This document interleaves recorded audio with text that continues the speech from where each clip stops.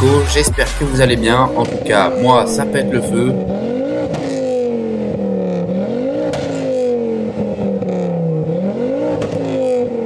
On se retrouve aujourd'hui avec une nouvelle vidéo qui a pour thème la Ford Focus RS. Alors il faut savoir que avant la Ford Focus RS, il y a eu un concept qui s'appelait la Ford Focus Cosworth, présentée en 1999 au Salon de Genève.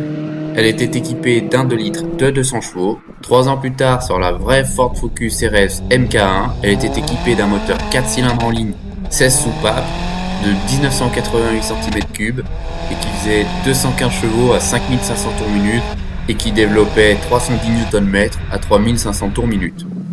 Alors Ford avait un gros challenge, c'était de développer l'héritière de l'Escort Cosworth. Ils ont fait le choix de développer une voiture uniquement en traction et à cause d'un manque de budget, ils ont dû récupérer des pièces tirées du modèle de WRC, notamment des soupapes en sodium.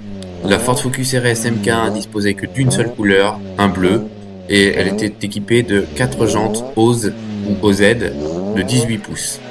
Pour plus d'informations, c'était un moteur à injection indirecte et turbo-compressé avec un Garrett 2560 LS. De plus, celle-ci était équipée d'un échangeur RO. À sa sortie, cette petite bombinette faisait 31 200 € et maintenant elle est cotée à environ 15 000 €. 7 ans après la MK1, sortie de la MK2, début 2009, celle-ci était équipée d'un 5 cylindres en ligne 20 soupapes qui développait 305 chevaux à 6500 tours minute et qui avait un couple de 440 Nm entre 2300 et 4500 tours minute. Il faut savoir que c'est un 5 cylindres Volvo qui équipait aussi la S60. Sauf que sur la S60, il développait 180 chevaux. Du coup, Ford a fait de grosses modifications sur le bloc moteur, notamment sur le turbo, le collecteur, les pistons, les bielles, et ils ont rajouté une Westgate qui permet de réduire le temps de latence du turbo.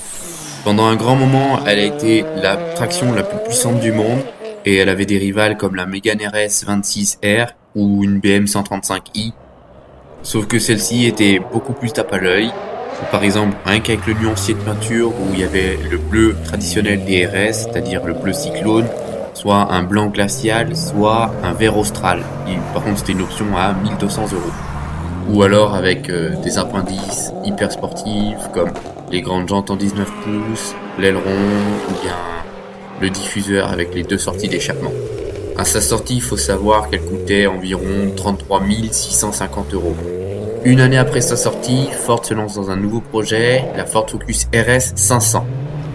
La Focus RS 500 est basée sur la Focus RS normale, sauf qu'il y a eu des modifications moteur. Le tout pour avoir 350 chevaux à 6000 tours minute et 460 Nm entre 2500 et 4500 tours minute. Alors contrairement à ce qu'on pourrait penser, RS 500 ne veut pas dire qu'elle développe 500 chevaux justement, mais qu'elle est limitée à 500 exemplaires.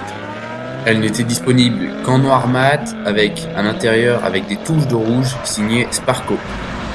Alors à sa sortie, la RS 500 coûtait environ 42 590 € et sa production fut arrêtée en 2011.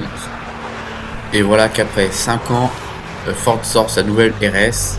Alors là, gros bouleversement technique, on abandonne la traction pour passer aux 4 roues motrices, mais on abandonne aussi ce magnifique 5 cylindres en ligne, et à la place on met un 4 cylindres 16 soupapes avec distribution variable. De ce 2261 cm3, on tire alors 350 chevaux à 6000 tours minute et 444 Nm de couple entre 2000 à 4500 tours minute. Mais il faut savoir que cette nouvelle Ford Focus RS dispose de la fonction Overboost qui augmente le couple à 470 Nm pendant 15 secondes. Arrivée d'une nouvelle technologie sur la Ford Focus RS, on passe à l'injection directe plus un turbo. Cette nouvelle Ford Focus RS est en 4 roues motrices, mais elle dispose d'une nouvelle technologie qui lui permet d'envoyer quand même 100% de la puissance sur une seule roue. C'est ce qu'exploite le mode drift. À partir de maintenant, nous sommes dans la supposition, mais Ford préparerait bien une Ford Focus RS 500 MK3 qui développerait environ 400 chevaux. Et voilà, c'est la fin de cette nouvelle vidéo, j'espère qu'elle vous a plu. Si c'est le cas, n'hésitez pas à vous abonner, à la liker et à commenter. Et moi je vous dis à la prochaine, ciao!